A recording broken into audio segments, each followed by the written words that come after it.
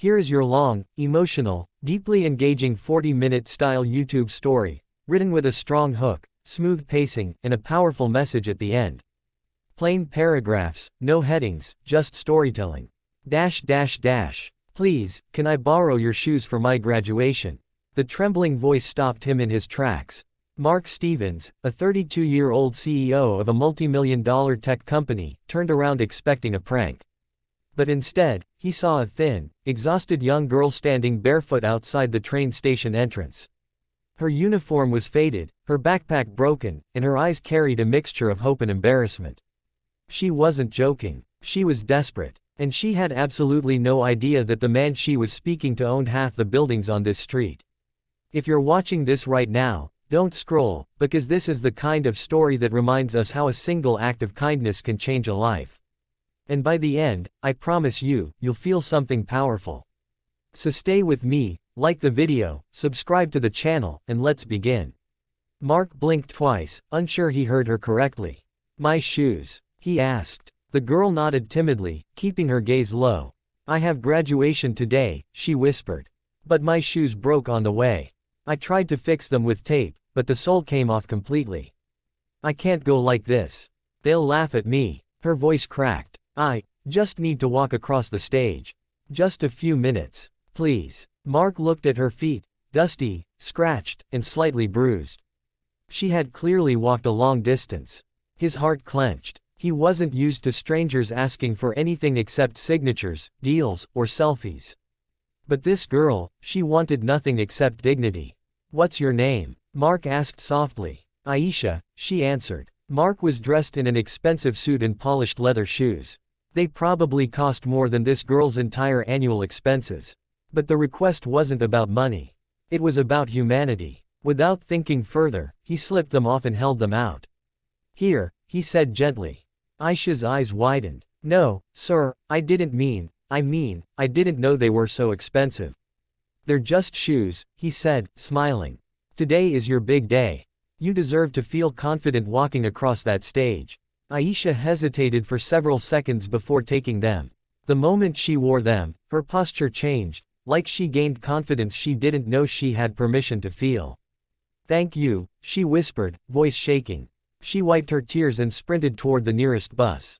Mark stood there barefoot on the pavement, watching her disappear into the crowd. Something about her courage, her humility, her desperation, lingered in his mind. He didn't know her story, but he wanted to know.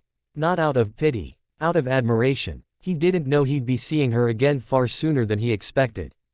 That evening, after finishing a business meeting, Mark asked his driver to pass by the local school, just out of curiosity. He had no idea where she studied, but he thought maybe he'd catch a glimpse of the ceremony ending. As they approached the grounds, he saw students leaving with their families, laughing, hugging, taking pictures. And there she was. Aisha stood alone near the entrance, holding a small certificate folder.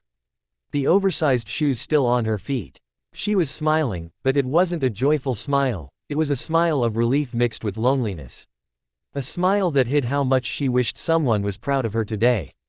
Mark lowered the window. Aisha. She turned, and her eyes widened again. Sir. I was just going to return your shoes, she said quickly, taking them off. She stood barefoot again, as if ashamed to be seen wearing something too good for her.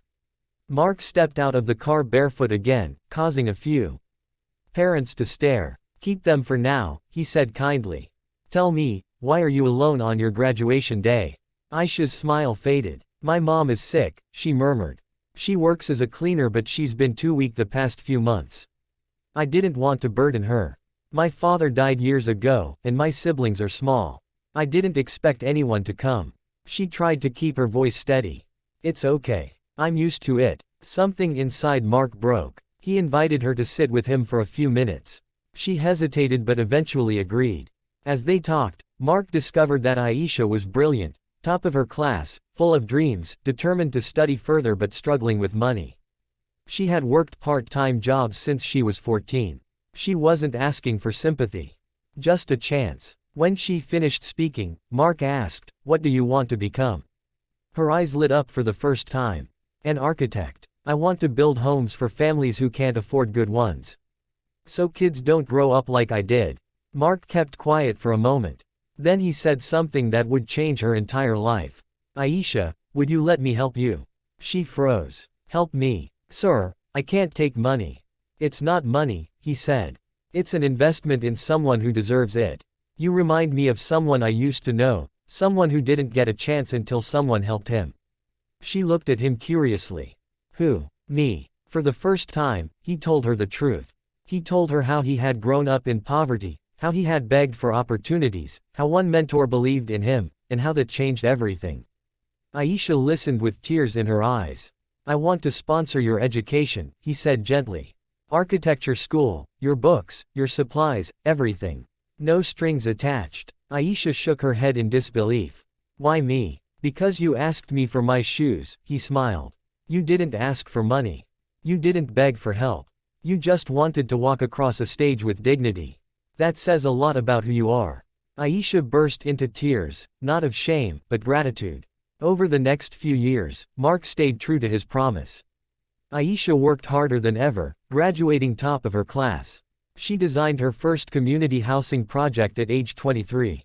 Her work won awards, affordable, beautiful designs meant for families in need. One day, during an award ceremony, a journalist asked her, "What inspired you to build these homes?"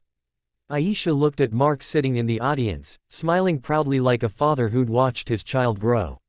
She spoke into the microphone with steady confidence.